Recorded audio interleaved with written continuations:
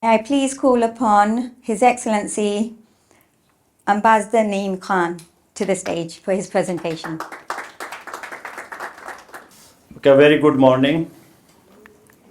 How are you doing? Yeah. Let us have some interactive session. I'll be not delivering a speech. It will be interaction. So interactive means that we both are active. I am also active and you are also active. Interactive. When we say good morning, what does it mean? Is our morning really good? And what is good and what is bad? So my today's focus will be more on analytical skills and to empower the African and Asian youth with the soft skills and hard skills, as well as with the communication skills, critical thinking, creativity, innovation, because Africa, it has a lot of natural resources and also human resources.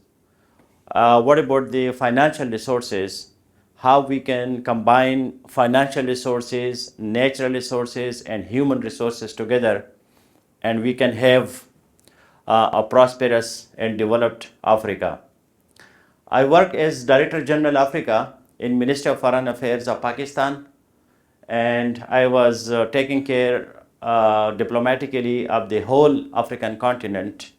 And I studied all the 53, 54 countries, every country in detail. And then I started my career as a diplomat from Spain. And then from Spain, I went to Argentina. From Argentina, I went to Cuba. From Cuba to Canada. From Canada, I went to Afghanistan. And now I'm in Africa. So this time I choose Africa because I was Director General of Africa, and I wanted to see and touch and smell and taste Africa physically and with all my brain and my senses. So now for more than around 2 years now I'm in Rwanda, and I'm also the ambassador of Angola, Burundi, and also I'm taking care of DRC, Democratic Republic of Congo, and also I am involved with other countries. I'm so thankful to Dr. Falati, Abdul Hai Falati. Now he is my friend. Initially, we were just like strangers, but we met together in a conference, and after that, we had a huge charismatic kind of attraction and relationship. And I highly appreciate what he is doing in Africa, sitting in UK and taking care of Africa. It is a big, contribution, because when people they leave their countries and they go to developed world like UK, they forget their roots and they forget their countries, they forget their culture, their languages, and the economies and the societies, the communities from where they come. So very few people they look back and they remember their childhood, their primary school, their secondary school, their villages, their towns, and their cities and their countries. So he's one of them. So a big applause for Dr. Falati. He's doing an amazing job of taking care of Africa, sitting in UK and in other European countries, and not forgetting his roots. Very few sincere, dedicated, and sincere people do like this. Many people, when they leave and they go abroad, they forget and they never look back. I was in Canada, and one Pakistani came to me and he told me with a pride and arrogance that for the last 34 years I did not visit Pakistan. So I told him what a shame it is. Yesterday, I gave a visa to a 22 years young lady, young white lady from Canada. She went to Pakistan to go to K2, to Himalayas, to mountains, to skating and skiing. And now she is in the mountains, because in Pakistan we have one of the second highest peak, K2, that is in Pakistan, part of Himalayas. And people go there for mountaineering and skiing and skating and stuff like that. And you, 34 years, you are proudly telling me that I did not go to Pakistan because I don't feel secure and this and that, and I'm really for me it is like something very unique if I go to Pakistan. So there are people, that they do not take care of their roots. And as human beings, if we have roots, strong roots, and if we go up and we have branches and we don't forget our roots, then the tree, the plant, it will be very strong. And if we forget our roots, then we will be nowhere. We have in our language, Urdu, one of the verse that na idhar ke rahe, na udhar ke rahe, na khuda hai mila, na visal sanam. It means that I am neither up here nor there, neither I get God nor I get my beloved. So I am nowhere. So we then have identity crisis. We are in a complex in our personality. They have a lot of problems. That what am I? What is my identity? Where I'm from? I'm neither here nor there. So where am I? And this existential crisis, this is one of the biggest problem of the youth, that they do not understand that what they mean for and what is the meaning of life, what is the purpose of life, and then they go through existential crisis, they go through depression, they go through a lot of psychological problems because they are not established, they are not grounded, they are not stable, and they do not have any consistent, any permanent career, job, language problem, cultural problems, cultural shocks. So this is another psychological dimension that we have to see. Today when I was coming here, I was looking for news, and I was again, it was for me such a big shock that around 50 people, they drowned today in a boat going from Libya to Spain or any other European country. The other day, another boat was drowned from Mauritania, and it was going to Europe. And before that, in Greece, we had a very tragic event of more than 100 people. They died in a boat. Most of them were Asians and Africans. Why? Why our young people, they sell their houses, they leave their parents, they even sell their animals, their livestock, they sell their cows and buffaloes and goats, and they put all the money in a boat, and they want to go to Europe, they want to go to North America. What is the problem? Why the young people, they are so desperate, they are so disappointed, and they have resources, sometimes millions, thousands of dollars they have in their pocket. They give it to agents and the human trafficking. The people, they take them from their poor developing countries, and they go to Europe, and they go to they come to UK, or they go to North America. Why? What is the reason? Where is the problem? I have seen many people. I was in Afghanistan. I was consul general, and one day people were knocking at our consulate door, and when we went out, there were 40 Pakistanis, and they did not have clothes on their body, little clothes, just covering their private parts. And they were in a very shabby, in a very downtrodden, in a very dilapidated situation. And they were like crying, and their faces were, their faces were distorted. And I said, what happened? They say that we started from Pakistan, we came to Afghanistan, from Afghanistan to Iran, from Iran to Turkey, and from Turkey we were going to Europe. But then police, they arrested us, and they were pushing us back.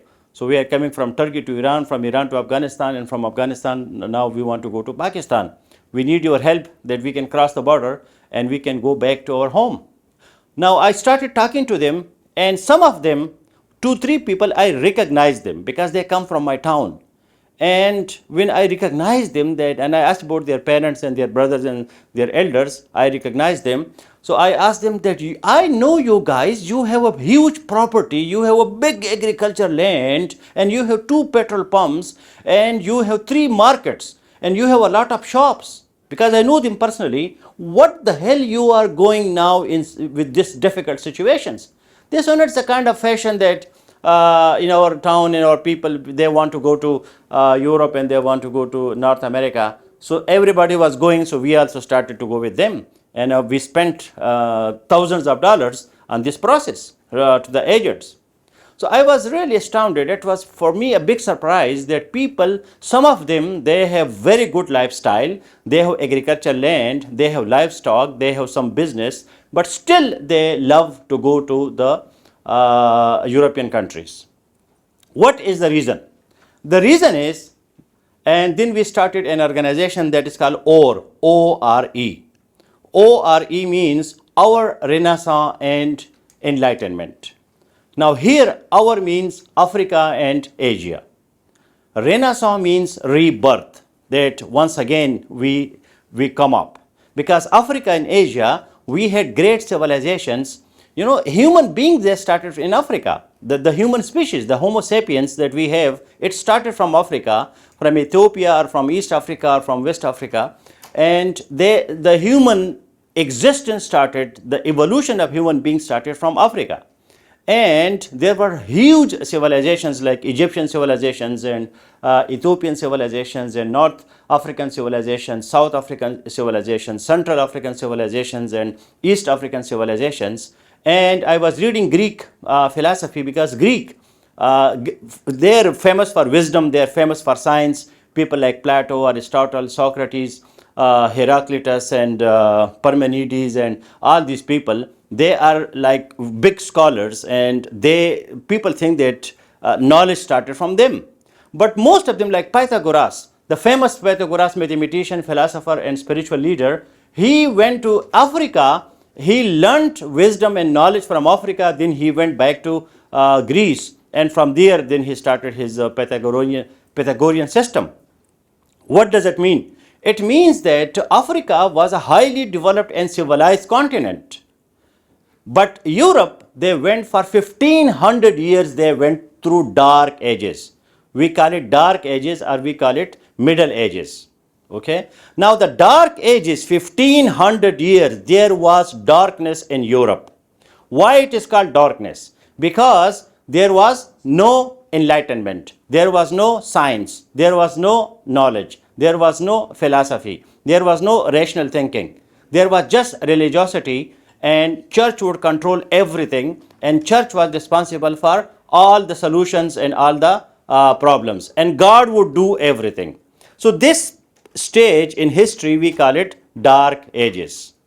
And then people like Machiavelli and Hegel and Descartes and Nietzsche and all these people, they come and they awake Europe that human is the problem, human is the solution, and they introduce the theory of humanism.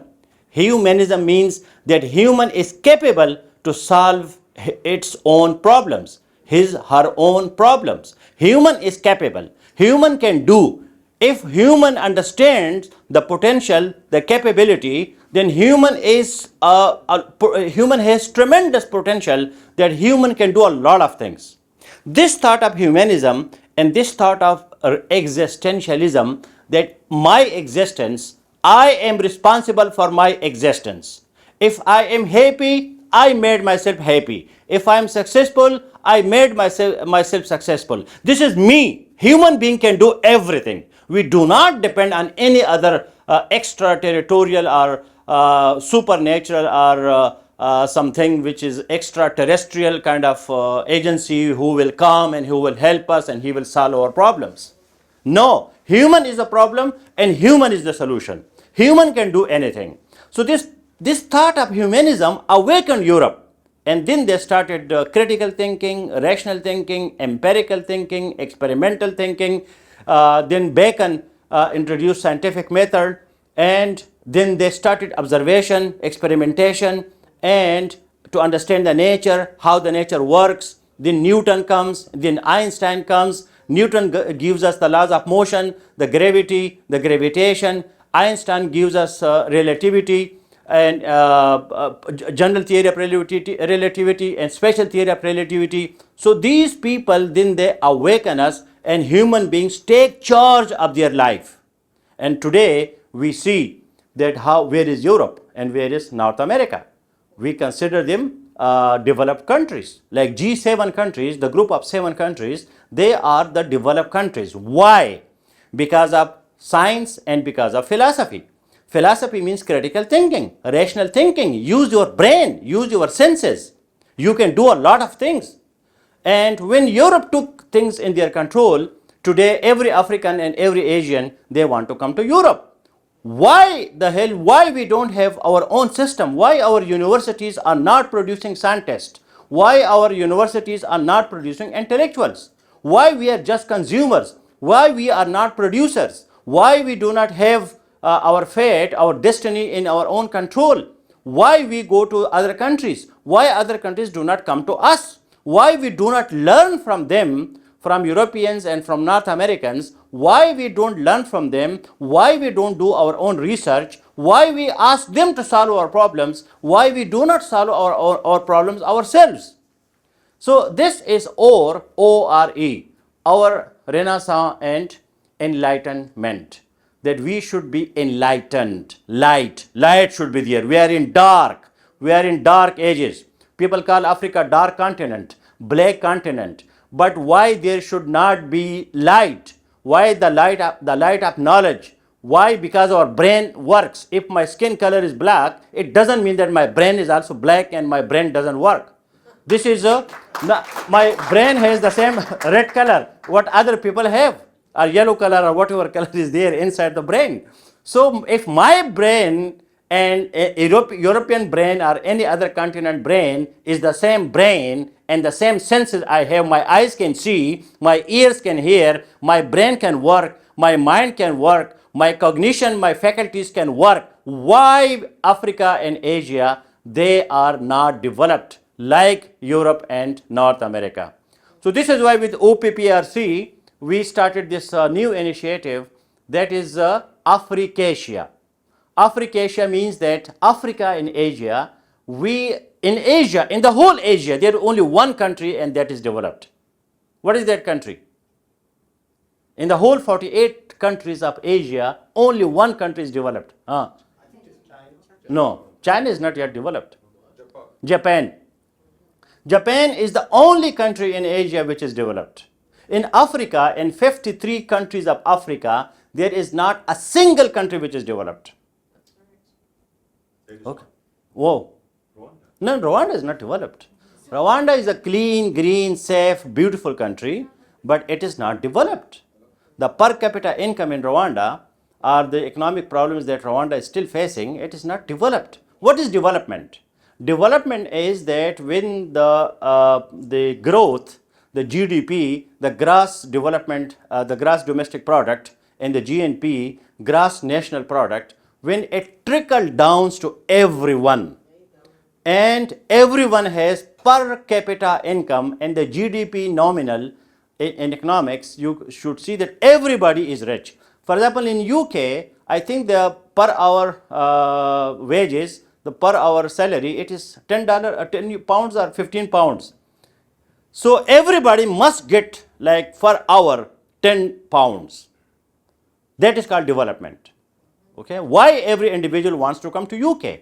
Because if you are cleaning something, or if you are doing some very janitorial or very normal kind of job, still you are getting good money. So this money, good money per capita, every individual must be developed. Every individual must be developed. It is not like few buildings you make or few roads you make. That is infrastructure. So every human being, human capital, human resources, like Human Development Index, HDI. If you go to Scandinavian countries, you go to Finland, Norway, or Sweden, Denmark, these countries. Now Denmark is the happiest country on the planet. Why Denmark is the happiest country? Because of their Human Development Index, their HDI. So Human Development Index, that matters. Every individual matters. Because every individual is a state, every individual is a world, every individual is a planet. So every individual must be developed, must have the basic needs, the physiological needs, the security needs, the self-esteem, the self-actualization. Every individual self must having a condition, a situation to grow. That is called development. I'm in Rwanda, and Rwanda is really a beautiful country, safe country, clean country. there is transparency. Rwanda is number 2 in African continent on ease to do business after Mauritius. Mauritius is number 1 and Rwanda is number 2. But Rwanda is like 26,000 square kilometer geography, and there are around 14 million people. It can be a role model for other countries like Nigeria or DRC. Nigeria is around 250 million people, and DRC, Democratic Republic of Congo, it is more than 100 million people. And then you have Sudan, and you have South Africa, you have Kenya, and then you have Ethiopia, and you have Uganda, and then you have Western Africa, you have Ghana, and then you go to the south, east, and west, you have Namibia, Botswana, and in the north Africa, you start from Libya, then you have Tunisia, you have Morocco, and then you have Algiers, and all these countries. It's a huge potential because they have a lot of natural resources. Why there is no science? Why there is no technology? Why there are no inventions? Why there is no innovation? This is the question that we have to ponder over today, that why Africans and Asians, they are not number 1 in knowledge. Why there is no knowledge economy? Why we are still doing, in Rwanda for example, one of our projects is to introduce Pakistani small tractors because the people are still doing manual agriculture. You know, manual agriculture, one of my own theory is that body should not be used for earning money.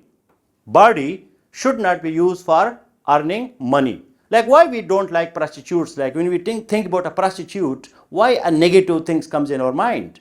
Because a prostitute uses body to earn money. We have to use our brain, we have to use our mind to earn money. That is a very important point, because your body is for your personal use. Okay, you take shower, you eat, you enjoy, you have your personal relationship, your romance, your love, all these things. That is body. Body is not for earning money. Technology, machine, tractor, these are for agriculture. Now a human being, doing the agriculture, the digging and plowing from morning to evening and getting like very little, $5 or $10 a day, it is so bad. Agriculture, mechanization, and automation. We have our doctor, he's an expert on agriculture, and he will be talking to us, and he is part of the Africacia and OPPRC group. So agriculture must be mechanized. Tractors should do work for us. We human beings are not for manual labor, because we have advanced brain. We have to use our brain and our senses, not the body for getting money. And nowadays you see a lot of automation. Everything is now done by machines, robots, artificial intelligence is coming. The things are now, human beings will become redundant if your brain is not working. Nobody will listen to you. Nobody will give you job. They just need your brain. They need your consciousness. They do not need your body anymore, because machine is more efficient, machine is more effective, machine is more quick, more fast. They do not need your hands, they do not need your legs, they just need your brain. To work on your brain, work on your consciousness, how conscious you are, how creative you are. Human beings, the transhumanism, human beings are now becoming obsolete. Human beings are becoming out of fashion. Human beings are becoming outdated. They are becoming, useless, futile. There is no work. What you will do with a human being? You have a machine, and a machine can do better than human being. So if you are not working on your brain means you are not giving new ideas, you are not doing critical thinking, you are not doing creativity, so you are useless. People nowadays, even in Japan, they have made artificial wives and artificial husbands, and they have made everything now. So we as a species, we are endangered species. Like we have these gorillas, and we have some birds and some animals that they are endangered, and we are taking them that they do not become extinct, but our own species is in a big danger because we will be not having any utility in coming 50 or 100 or even 20, 30 years. Human being will become totally useless. So you have to, now the trains, the underground, the buses, everything is going driverless. Okay, machine is, what the human being will do. Okay, we no work is there for us. Cooking is automatic, and driving is automatic. Everything is becoming automatic. So we need to be. My time is over. Okay, little stop it. Yeah. So I want to take some. Questions and answers. Huh? I've got questions and answers for you. Yeah. Question now. Okay. Once you wrap up. Okay, so let me just, I have a lot to say, but my purpose and with OPPRC and with Dr. Falati, our mission, our vision is to make Africa and Asia developed like Europe and North America. This is a very big vision, and we need your support, all the people, the active brains who are here. And I would like to tell you that communication skills and personality development, your critical thinking, that is highly essential nowadays, because without, in the 21st century, you cannot be, if you do not recognize yourself, you cannot recognize the world. So we have to start from the self-discovery to understand ourselves, to know our SWOT analysis, our strengths, weaknesses, opportunities, and threats. What can I do? Like we call it in Greek language, eudaimonia. Eudaimonia means that what is the spirit that I have? And the spirit that you are the best in any activity, join that thing, make an aim, be a leader, do not follow, and make yourself a person who can really bring change. Change is the difference between the final point and the initial point.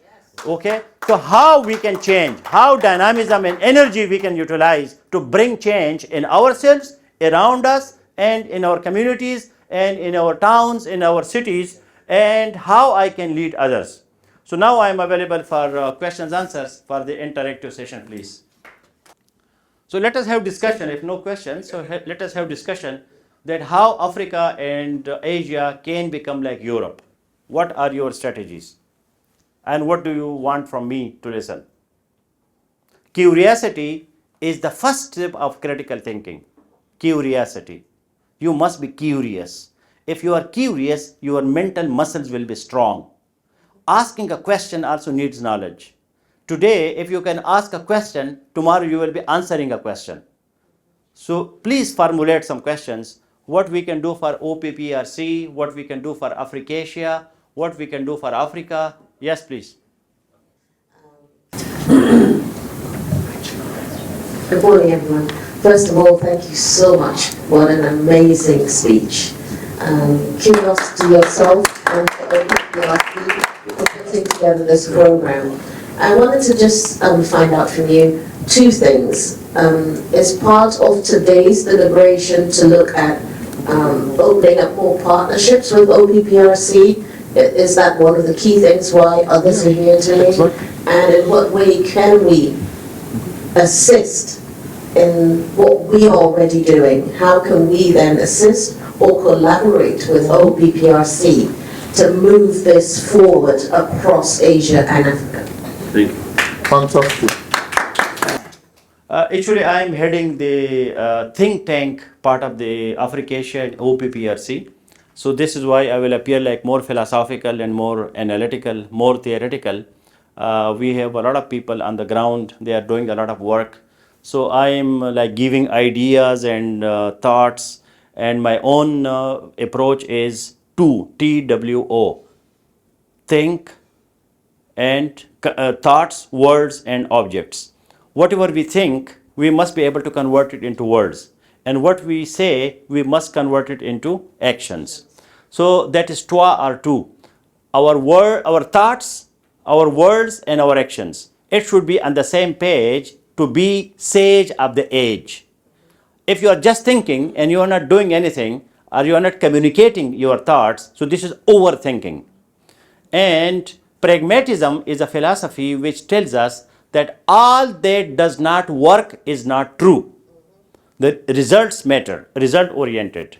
So it is an excellent question. We have the platform of OPPRC, they are working more in peace and conflict resolution and helping people as an NGO, immigrants and students and refugees and displaced people. People, for example, now we have a big problem in on the border with Rwanda and Democratic Republic of Congo, DRC, Goma city. So many people, they are displaced because of the war, because of the conflict. So OPPRC is now contributing there also. I have seen them with my own eyes that they are taking care of some people.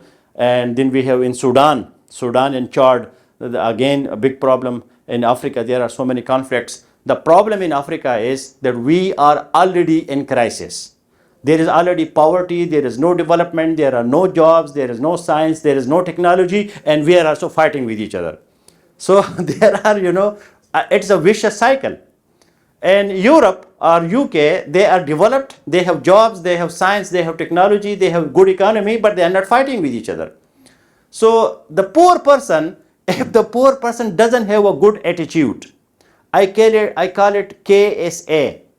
KSA is not Kingdom of Saudi Arabia. KSA means knowledge, skills, and attitude. Knowledge, skills, and attitude.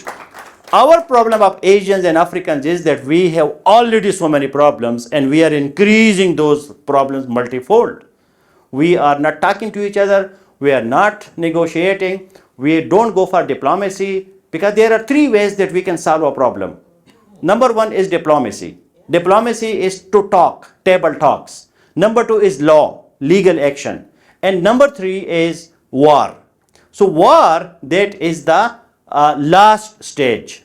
Now, as he mentioned, Falati, about the terrorism. What is the difference between terrorism and war? Terrorism is undeclared. Like you put a bomb somewhere and you have a terror, you terrorize people. But in war, you declare. So war is a part of international relations. There are wars and there would be wars. War is a reality. You cannot avoid war. So realism or new realism tells us be ready for war, because human nature is not good. Human nature is bad. Human nature is nasty. Human will kill each other. Lion will not kill lion. Tiger will not kill tiger. But human will kill human. This is our bad nature. Idealism and liberalism tells us that no, human nature is very good. We are brothers, we are sisters, we are friends, and we will not kill each other. But the reality is realism. So we must be ready for war. Pakistan is now, for example, a nuclear power. So once we became nuclear power, we have the deterrence and now we are safe. Nobody will attack us. We had 3 wars with India in 1948, in 1965, in 1971. But after 71, we did not have any major war. Why? Because of the nuclear power. So you must be powerful. If you have no power, you will be crushed, you will be crushed, you will be eliminated, you will be exterminated. So power, you must be a powerful person. As a person or as a country, you must be very, very powerful. So if no power, you are going to be destroyed, because there is animosity, there is antagonism, there is enmity, there are negative forces in this world which are still working. We cannot become like dreaming that nothing will happen. Things will happen, so we must be ready for that. Individual must be strong, a state must be strong. If you are not strong, you will be extirpated, you will be wiped out from the map of the world. So that's why there are problems in Africa. OPPRC is doing wonderful job in the peace, in stability, in security, in conflict resolution. We have Africasia. Africasia is more for education, culture, scholarships. Like the other day I told Falati that we have announced like more than 20 scholarships for many African countries from Pakistan. Why not from India? Why not from Japan? Why not from China? Why not from other countries? So South-South cooperation, Africa-Asia cooperation, why we should not do that? So that is more like Africasia is a soft part. OPPRC, they are working in the conflict zones. And they go there, they work, they have their players, they are their people, they have their resources, and they need a lot of donations, they need a lot of participation. If you can contribute $1, £1, or if you can contribute 100, or if you can contribute 1,000, So that will be your financial contribution. If you think that I'm very strong, I have a skill, I'm a skillful person, and I can solve, for example, if you have a computer lab, I can run that, I can do blockchain, I can do networking, I can do information technology, new things. So you can contribute in that. You are an agriculture expert. So agriculture expert means that people, poor Africans and Asians, they do a lot of agriculture from morning to evening and they get nothing. I have new ideas, new varieties, new progressive farming. I can give you some ideas where from the little piece of land you can increase your yield and your productivity will go many-fold, many times. So that can be your contribution. So we can contribute financially, or we can contribute as a human being, as a volunteer. I am ready to go to Rwanda, DRC border. If there is any refugee crisis, I will be there, I will be taking care of it. I will pay my own ticket, I will pay my own hotel. Please give me the platform. Many people, they want to do a lot of things, but we cannot do as individuals. We do as groups. So we have already a group, we have a team, you have a platform, you have website, you have presentation, you have people, you have organization, you have president. President Falati is sitting here, you have Secretary General, you have executive secretaries, you have finance secretaries. So you have a system where you can attach yourself and you can contribute. So that is up to you, what you can contribute, what is your specialty, what is your expertise, what is your professionalism, in what thing you can contribute the most. If you are a millionaire, if you have a lot of money, you have no time, give us money. And if you have no money, but you have time and body and energy, your brain, so give us your brain. That is up to you what you can contribute. Thank you very much. Yes. Yes. Now, education, what is education? The word education means to bring proper change in behavior. Okay? Education is a psychological process. If you can bring change in someone, in attitude, in behavior, that is education. We confuse education with literacy. Literacy is reading, writing, arithmetic. Now, literacy, there may be literate people and they are not educated. In Africa, in Asia, we have a lot of educated people. They are master degree holder, they are PhD, but their attitude is a problem. They are just waiting. What are you waiting for? I'm waiting for my visa to go to UK, to go to Europe. They don't want to invest there, okay, in their own country. If they can invest in their own country, they can start a small business, they can become entrepreneurs, they can have a startup, okay, and they can give solutions to their own people.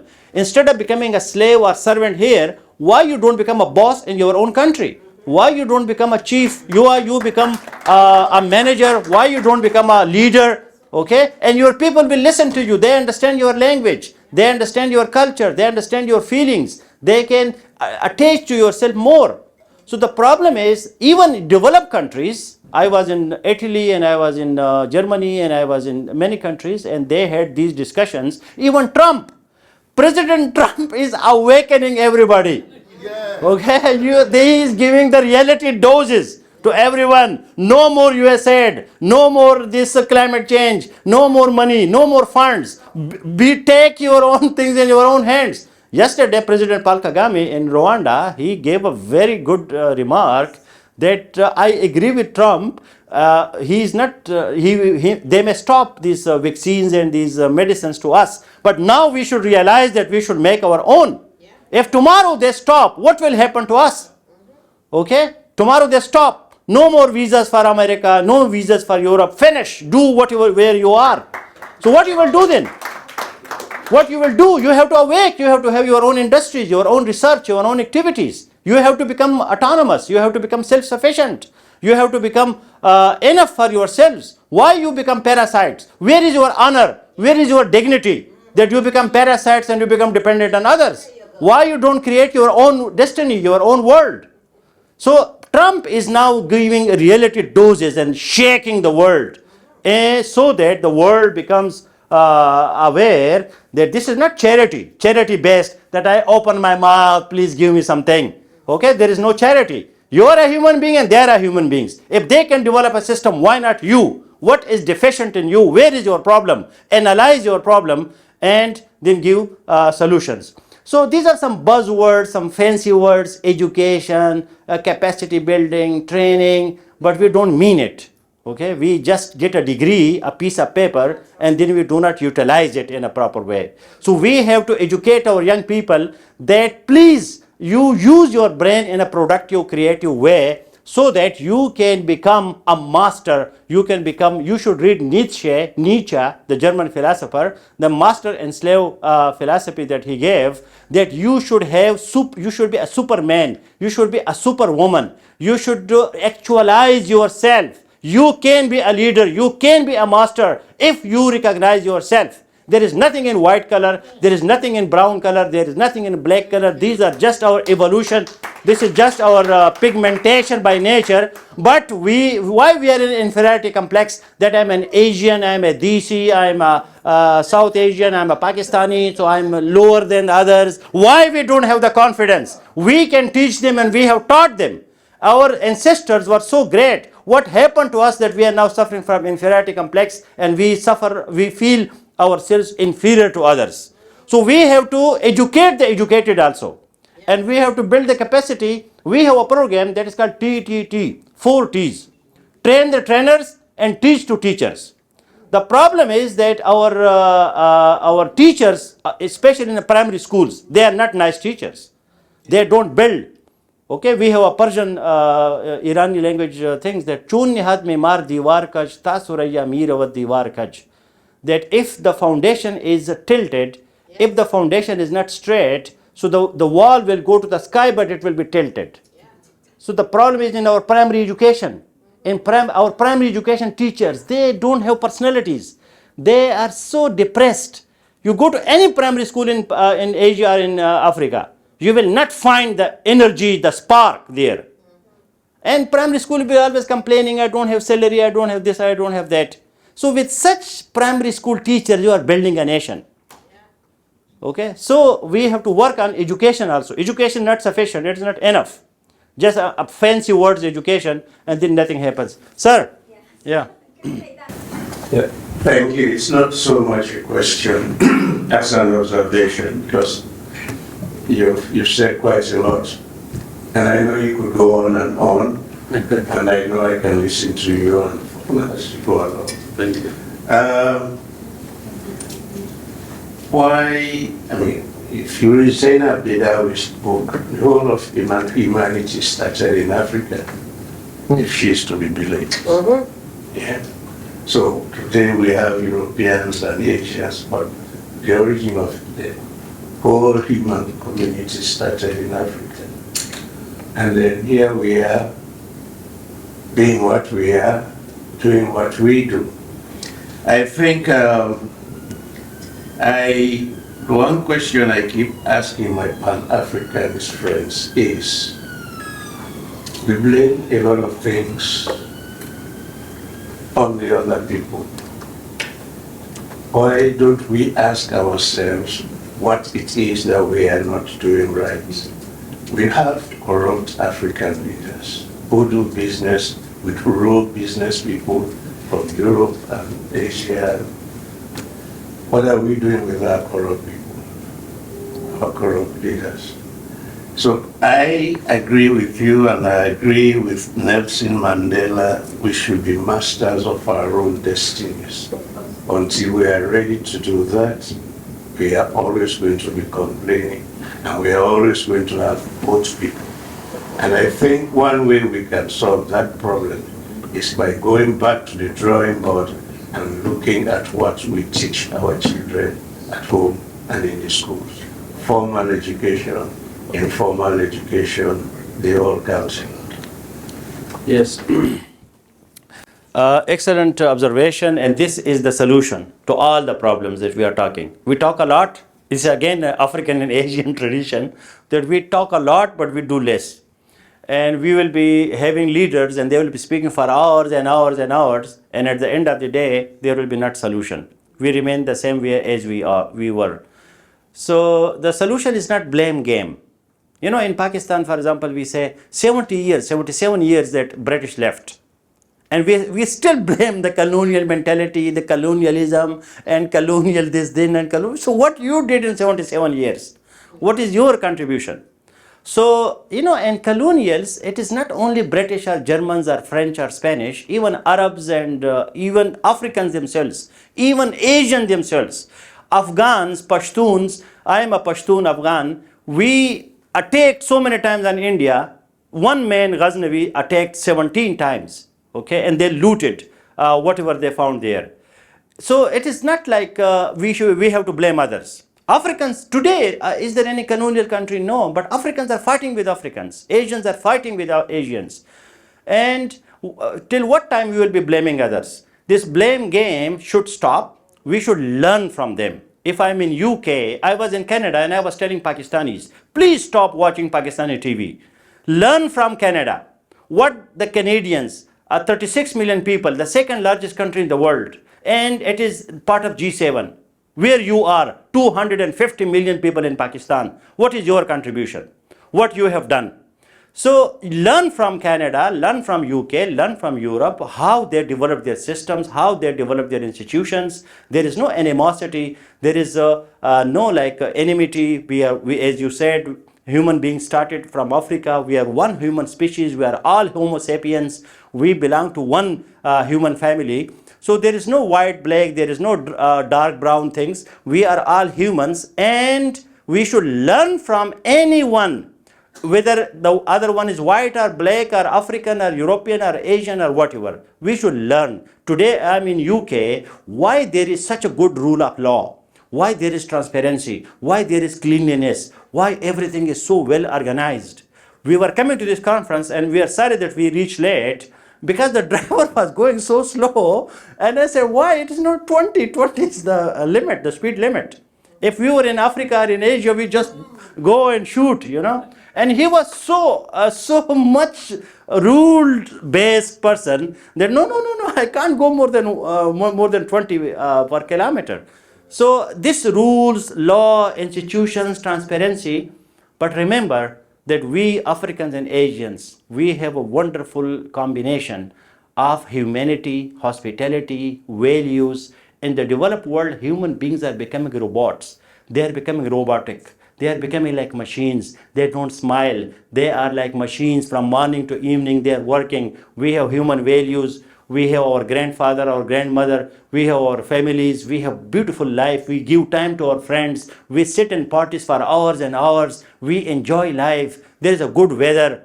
Okay, the weather in Africa, that is the wonderful weather. For example, Rwanda is the country of eternal spring and the country of thousand hills. It is a beautiful, you don't have to put all these heavy clothes on you. You just enjoy, you go to forests, you go to parks, and there is a very good climate, very good food. The food is so organic. They don't use fertilizers, a lot of fertilizer, a lot of pesticides. Here everything is artificial. They sent me from Canada to Afghanistan, and people ask me, how do you feel coming from Canada to Afghanistan? I said, no, I love Afghanistan because of its organic food. They don't use pesticides. They don't use insecticides. Everything is so pure, so natural. I go to the tree and I pluck the food and I eat it. If you eat honey in Africa, the honey is so sweet, and the fruit, every fruit, mango and guava and oranges and banana and avocado. Avocado, if you eat one avocado per day in Rwanda or Uganda or East African countries, you would love it. That avocado taste you don't have here, because everything is processed. So I mean, we have to do the comparative analysis, and you are 100% right, sir, that we should stop the blame game. We should take our things in our own control. If the leaders, they are not doing well, we should have some civil community, we should have some NGOs, we should have some good press, some good media. Instead of attacking them directly that you are corrupt and you are not a good leader or something, we should advise that person, because the person has power and we are sometimes nobody. Okay, but we can use media, we can use social media, we can give him some good advices. Many African leaders, the problem is that they don't have good advisors. If you are an intellectual person, if you are an academician, if you are a political scientist and the other person is politician, the political scientist should go and sit with the politician. So how he should manage, and he will always listen to you, because this is the time of populism. Every leader wants to be popular. Every leader wants to be loved by the people. So when you go and you give some workable, some doable idea to your political leaders, they will listen to you, because we can't topple them. We don't have army. We don't have the time of revolution is gone. Red revolutions and communism and this and that is now gone. It is we have to be easy with them, talk to them instead of attacking them or making them on defense. We should communicate with them and talk to them. So many people, they would listen to you. Everybody is nowadays intelligent and they listen to your good ideas. Thank you very much. So nice of you. Thank you, Your Excellency.